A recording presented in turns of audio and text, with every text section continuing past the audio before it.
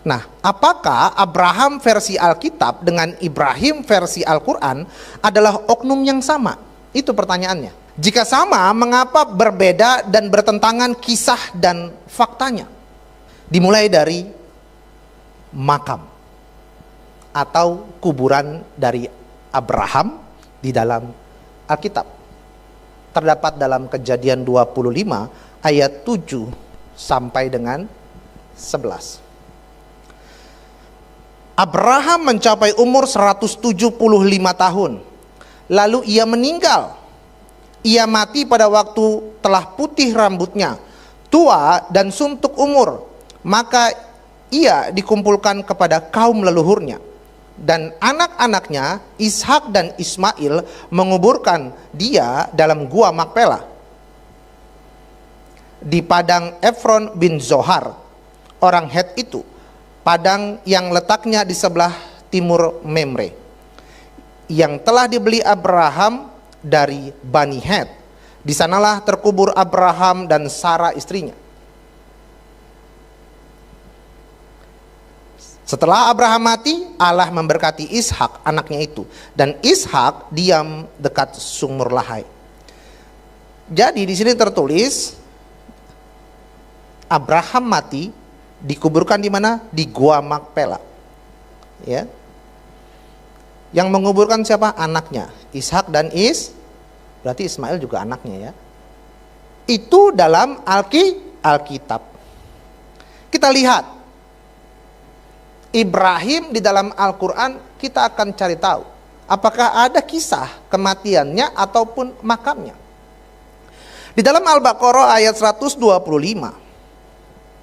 Dan ingatlah ketika kami menjadikan rumah itu Baitullah, tempat berkumpul bagi manusia dan tempat yang aman, dan jadikanlah sebagian makom Ibrahim tempat salat. Dan telah kami perintahkan kepada Ibrahim dan Ismail, bersihkanlah rumahku untuk orang-orang yang tawaf, yang iktikaf, yang ruku dan yang sujud.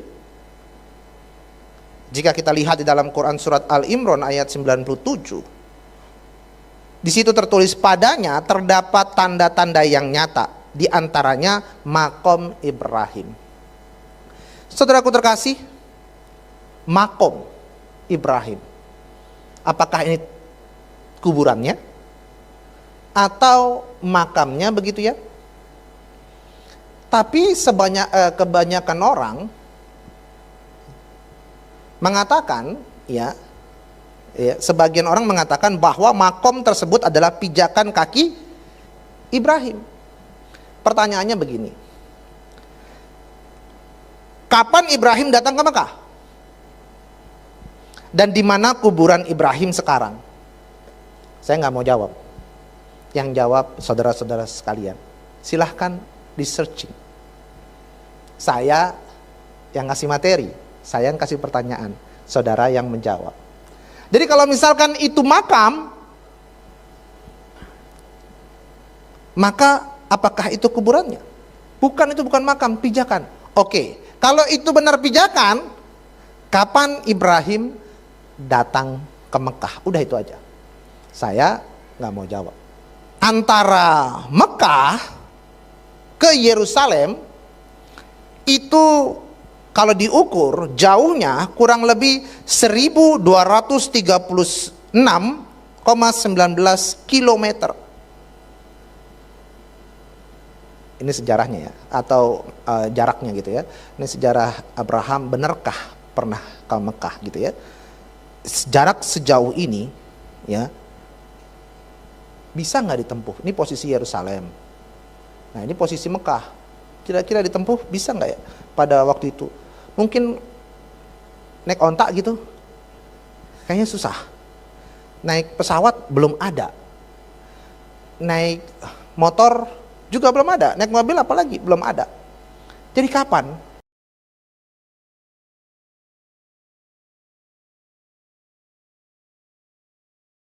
Misalnya, apa yang dikatakan oleh Profesor Moshe Sharon bahwa bagi orang Muslim, Islamisasi sejarah itu maknanya adalah semua tokoh-tokoh sejarah dari Adam sampai zaman kita adalah Islam. Ini opini Islam yang dikutip oleh Profesor Moshe Sharon. Tetapi faktanya, saudara-saudara, ini yang sebetulnya mau ditunjukkan bagaimana perspektif Islam oleh Profesor Sharon. Faktanya bahwa tidak semua tokoh-tokoh spiritual dunia itu menamakan ajarannya pada saat dia hidup. Itu yang penting. Nabi Muhammad membawa agama Islam, dan nama Islam itu sudah ada pada zaman Muhammad. Seperti tadi ayat yang dikutip, inna dina indalil Islam. Tetapi Yesus tidak seperti itu. Sekalipun Islam membayangkan Yesus tentu seperti Muhammad juga menamakan agamanya Islam. Musa tidak seperti itu. Kita tidak cukup hanya bisa menilai semuanya berdasarkan Islam. Karena apa? Yahudi dan Kristen memiliki perjalanan sejarah yang jauh lebih panjang ketimbang Islam. Karena itu tidak cukup hanya mengemukakan argumentasi teologis benar menurut agama Islam. Tetapi bagaimana harus di cross check dari agama yang kita bahas. Dalam catatan sejarah, seorang yang menamakan ajarannya itu adalah Lao Tse, seorang pemikir Tiongkok kuno yang hidup tahun 604 sampai tahun 517 sebelum Masehi, yang menamakan agamanya atau ajarannya Tao atau jalan. Yang kedua adalah seorang pemimpin agama Manichaeism. Dia menamakan agamanya dengan Dina Nuhra, agama terang dalam bahasa Aramaik. Mani atau Manius itu hidup tahun 216 sampai 274 setelah Masehi. Nah, jadi kata din bahasa Arab itu paralel dengan bahasa Aramaik yang juga dipakai dalam kitab suci agama Mani, dina, dalam makna religion, dalam makna agama seperti yang kita pahami dalam bahasa Indonesia. Jadi catat, yang menamakan ajarannya dengan nama agama pada masa hidupnya adalah Mani. Lao Tse menamakan dengan Tao.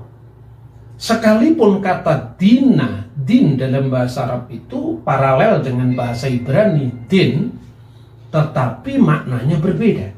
Misalnya dalam doa Yahudi dikenal bahwa Adonai Hakadosh Baruchu, ya Tuhan yang Maha Kuasa, itu disebut Melek Yom Hadin, Raja Hari Pengadilan.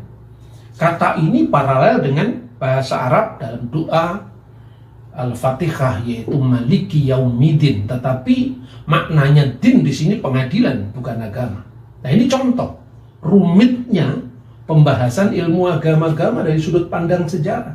Jadi tidak cukup hanya membaca kitab suci, kemudian sejarah dunia kita teropong menurut kitab suci agama tertentu. Tidak bisa seperti itu. Al-Quran menyebutkan misalnya tentang apa dan siapa Ibrahim atau Abraham. Tidaklah Ibrahim itu seorang Yahudi, dan tidak pula dia seorang Nasrani. Maka na Ibrahimu Yahudiyan wala Nasraniyan, walakin kana hanifan musliman wa makana minal musyrikin. Bukan pula dia Nasrani, tetapi seorang Hanif yang Muslim, dan dia tidak termasuk dari golongan politeis, penyembah berhala. Jadi perhatikan, apa yang dikatakan Al-Quran itu benar 1000%, bukan hanya 100%. Ibrahim itu bukan Yahudi. Jelas karena kata Yahudi itu diambil dari nama cicitnya Ibrahim, yaitu Yehuda. Dan tidak ada orang Yahudi yang menyebut Ibrahim itu seorang Yahudi dalam pengertian agama Yahudi. Begitu juga orang Kristen, tidak ada yang mengatakan Ibrahim itu Kristen, kecuali dalam khotbah-khotbah normatif. Misalnya, jadilah Kristen Abraham, jangan jadi Kristen Lot. Bukan berarti pada zaman Abraham sudah ada agama Kristen. Ketika pendeta bicara seperti itu, artinya jangan kamu menjadi seorang Kristen yang sifatnya seperti Lot. tapi hendaklah kamu menjadi seorang Kristen yang sifatnya seperti Ibrahim. Bukan berarti Pak Pendeta lagi mengajarkan bahwa pada zaman Ibrahim ada agama Kristen. Nah sekarang kalau Ibrahim bukan Yahudi itu pasti, bukan Nasrani, ya lebih pasti lagi. Karena nama Kristen atau Nasrani itu dikaitkan dengan Yesus orang Nazaret atau pengikut Yesus yang adalah Kristus. Itu abad pertama Masehi. Abraham hidup tahun 1900 sebelum Masehi, tentu tidak mungkin beragama Yahudi dari agama keturunannya atau dari nama, dari cicitnya sendiri. Begitu juga Kristen, itu baru abad pertama 1900 tahun setelah Abraham. Nah, kalau Abraham bukan Yahudi, yes, betul. Abraham bukan Nasrani, pasti betul, apalagi Islam. Nah, pola pikir yang pertama Abraham bukan Yahudi, bukan Nasrani, ini historis. Tapi ketika seorang mengatakan Ibrahim agamanya Islam, itu ahistoris. Karena kalau Yahudi saja bukan, kalau Kristen dari abad pertamanya bukan, apalagi Islam yang lahir dari abad ke-7. Ini pengaburan antara historisitas dan normativitas dari agama tadi. Oke, sekarang bagaimana sesungguhnya jejak-jejak agama Yahudi dan Kristiani dalam catatan sejarah? Saya tidak harus mengutip kitab suci saya, karena Anda kan tidak percaya dengan Alkitab. Saya harus mengutip fakta sejarah yang kita sepakati bersama. Tatkala Anda membaca Quran, yang percaya cuma Islam. Tatkala Anda membaca Bible, yang percaya cuma Kristen dan Yahudi. Untuk perjanjian lama Yahudi, untuk perjanjian lama dan baru Kristen. Mari kita buka catatan sejarah umum. Terlalu banyak data-data sejarah yang sudah dibukukan, antara lain misalnya Loeb Classical Library. Ini memuat catatan-catatan filosof dari abad pertama sebelum Masehi, abad ketiga sebelum Masehi, tulisannya Plato, Aristoteles, Seneca, Pausanias, Flavius Josephus, sejarawan Yahudi, Cornelius Tacitus, sejarawan Romawi, semua tercatat di sini lengkap dengan terjemahan bahasa Inggris. Lalu bagaimana dengan agama Yahudi? Yang pertama-tama, Musa tidak pernah menamakan agamanya, tetapi jangan ini dijadikan rujukan. Kalau begitu agamanya Musa Islam, malah tidak masuk akal. Kan begitu. Nah, kita melacak dari sejarah Yudaisme sendiri menurut perbandingan dengan fakta-fakta sejarah sekuler. Prasasti pertama dan tertua di luar tentu saja Yahudi dan Kristen, ini catatan sejarah sekuler, yang kita jumpai adalah prasasti Fir'aun Merneptah. Itu hidup tahun 1205 sebelum Masehi. Artinya prasasti itu dikeluarkan. Fir'aun Merneptah ini Fir'aun setelah zaman keluaran. Jadi ini setelah bangsa Israel keluar dari tanah Mesir di bawah pimpinan Nabi Musa dan Harun, diteruskan oleh Yosua, baru ditulis prasasti Merneptah. Anda bisa melihat di Museum Nasional Kairo. Yasir el-Fikat ben Ferat. Israel sudah tidak ada lagi dan anak-anak keturunannya sudah binasa. Berarti pada saat Merneptah itu mengeluarkan prasastinya, Israel sudah tidak ada lagi di Mesir. Nama Yasir-El yang tidak lain bentuk bahasa Mesir kuno atau berhuruf hieroglif dari Israel. Ini membuktikan bahwa Alkitab itu mencatat sejarah yang bersesuaian dengan prasasti yang ditemukan di Mesir kuno ini. Dan bahwa waktu itu tidak ada dalam kitab Taurat, mulai dari Sefer Bereshit, Sefer El-Shemot, Sefer Wayikra, Sefer Bamidbar sampai Sefer Ele-Hadibarim, mulai dari kitab Kejadian sampai Ulangan, tidak ada yang mengatakan Musa bersabda, sesungguhnya aku telah membawa agama Islam. Tidak pernah ada. Jadi bedakan antara angan-angan teologis dengan fakta historis. Nah, itu Artinya apa? Bahwa kata Yasir'il atau kata Israel dalam bahasa Arab atau Yisrael dalam bahasa Ibrani itu tidak hanya berarti entitas kebangsaan, entitas kesuku bangsaan, tetapi keseluruhan dari komunitas, baik itu agama maupun komunitasnya. Itulah yang disebut dengan Israel. Dan nama Yahudi memang harus diakui itu baru muncul kemudian. Kemudian prasasti kedua itu prasasti yang ditemukan di Yordan, prasasti Batu Moab, kira-kira tahun 850 sebelum Masehi, di mana di sana jelas-jelas disebutkan nama Raja Israel setelah zaman Raja Salomo, setelah zaman Nabi Sulaiman dalam bahasanya umat Islam. Ketika Israel sudah terpecah menjadi dua, Israel utara yang berpusat di Samaria, dan Israel atau Yehuda selatan yang berpusat di Yerusalem, di mana dalam prasasti Moab itu telah disebutkan tentang nama Raja Israel di wilayah utara, yaitu Omri Melek Yisrael, Omri Raja Israel. Karena dalam prasasti ini diperhadapkan antara penyembahan terhadap dewa bangsa Moab, yaitu dewa Kamos, yang dihadap-hadapkan dengan Tuhannya orang Israel, ya Adonai Elohim Baruchu, yang disebut dengan nama YHWH di sana. Bacaannya kita tidak tahu seperti apa. Artinya di situ ada kompetisi keagamaan, dan itu tercatat juga dalam Alkitab. Cuma dalam pandangan Alkitab berbeda dengan visi yang diberikan oleh pihak lawannya bangsa Israel, yaitu orang-orang Moab. Perhatikan, tahun 850 sebelum Masehi ditemukan kata Yisrael pada kalimat Omri Melek Yisrael, yang berarti entitas kebangsaan, kenegaraan, sekaligus Tuhan sembahannya. Maka dihadapkan antara Kamos, dewa Kamos, dan Tuhan bangsa Israel, yaitu Adonai Elohim Baruchu. Adonai, terberkatilah namanya, terpujilah namanya. Lalu ketika bangsa Israel menyebut nama Raja Daud, tidak hanya dalam Alkitab nama itu disebut, tetapi ada dalam prasasti Teldan yang berasal dari kurang lebih tahun yang sama, 850 sebelum Masehi. Istilah Bet David, rumah Daud, yang tidak lain adalah wilayah Raja Daud.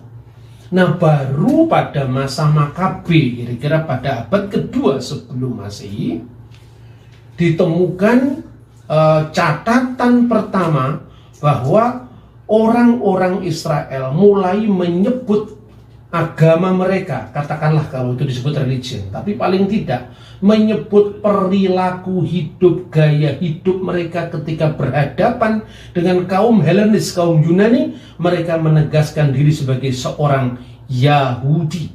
Nah, kata Yahudi mulai muncul di sana. Jadi kata Yahudi itu bergaya hidup seperti Yehuda, seperti suku Yehuda. Maka muncul kata Yahadut, yaitu Yudaism, sebagai kontras cara hidup, gaya hidup yang berbeda dengan kaum Yunani atau kaum Helenis.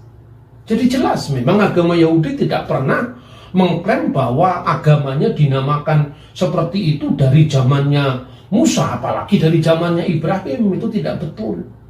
Itu catatan sejarah. Lalu bagaimana dengan kekristenan? Ibrahim bukan seorang Yahudi, sudah saya jelaskan entitas keagamaan Yahudi dan perjalanan sejarahnya menurut prasasti-prasasti di luar Alkitab. Bagaimana dengan kekristenan? Nah, Yesus pun juga tidak pernah berkata, ikutilah agama Kristen, ini agama yang paling sempurna. Tidak pernah ada.